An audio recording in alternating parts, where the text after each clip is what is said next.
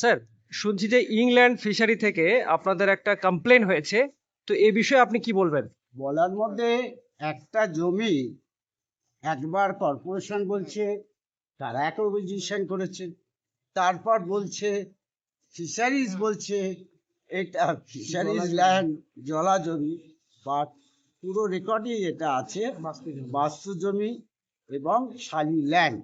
অতএব একটা জমি দুটো অথরিটি ক্যানট ক্লেম করতে পারে না। অ্যাবসলিউটলি।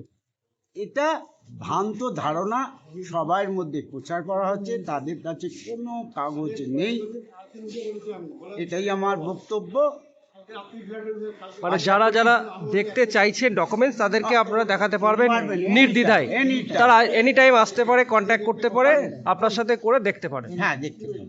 ঠিক আমি আছে। মিথ্যে কথা বা বাজে কথা বলছি না, তারা যাচাই করার জন্য আসতে পারে, কোনো অসুবিধা নেই। ঠিক আর আছে। ম্যাটার যখন হাইকোর্টে পেন্ডিং অ্যাফিডেভিট ডিরেকশন হয়েছে, ম্যাটারে কোনো ভুল কিছু নেই, খারাপ কিছু নেই, রেকর্ড সব আপ টু ডেট।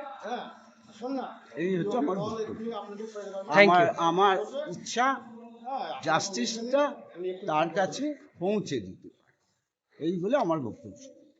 আজকে আমরা সিনিয়র অ্যাডভোকেট বিদ্যুৎ কুমার স্যারের সঙ্গে আলোচনা করলাম যে বিষয়টা নিয়ে, সেটা হলো যে সন্তোষপুর এরিয়াতে যেখানে আপনাদের জমি নিয়ে সমস্যা হচ্ছে, সেই এরিয়ার জমির মালিক তাদের ডকুমেন্টস নিয়ে হাজির, প্লাস কোর্টের মধ্যে সেই অরিজিনাল ডকুমেন্টস আছে।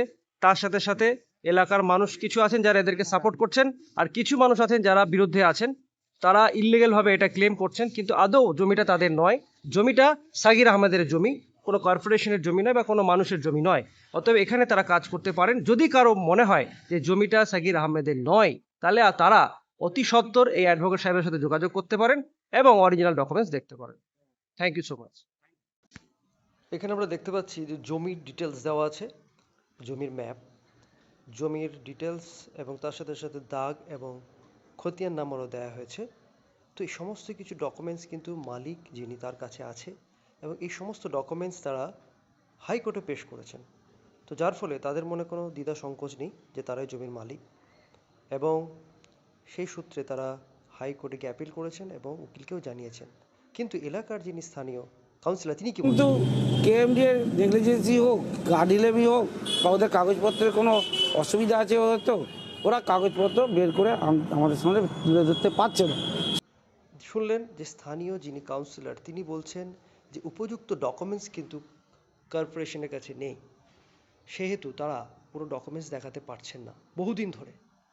আর অপরপক্ষে এই জমির যিনি মালিক সাগির আহমেদ, তার কাছে যথাযথ ডকুমেন্টস আছে, এবং সেই ডকুমেন্টসগুলো তারা সরকারি জায়গায় অর্থাৎ হাইকোর্টেও দেখিয়েছেন এবং সেখানে তারা অ্যাপিলও করেছেন। এত বছর তারা এই জমিটা অধিগ্রহণ করতে পারছিলেন না, তার কারণ হচ্ছে যে সাগির আহমেদ একজন অসুস্থ ব্যক্তি, তিনি অসহায় ব্যক্তি, তিনি এইভাবে জমিটাকে ঘেরতে পারছিলেন না। কিন্তু স্থানীয় কিছু মানুষ এবং আত্মীয়দের সহযোগিতায় আজকে তিনি এই জমিকে ঘেরাও করতে সমর্থ হয়েছেন। কিন্তু তিনি অসহায় ব্যক্তি, এই অসহায় ব্যক্তির পাশে সকলে দাঁড়ানো উচিত। তিনি তার বাপ দাদুর সম্পত্তিকে ফিরে পেতে চাইছেন, এদিকে আমাদের সবার নজর দেওয়া উচিত। আর এর উপযুক্ত বিচার করবেন আমাদের মহামান্য আদালত।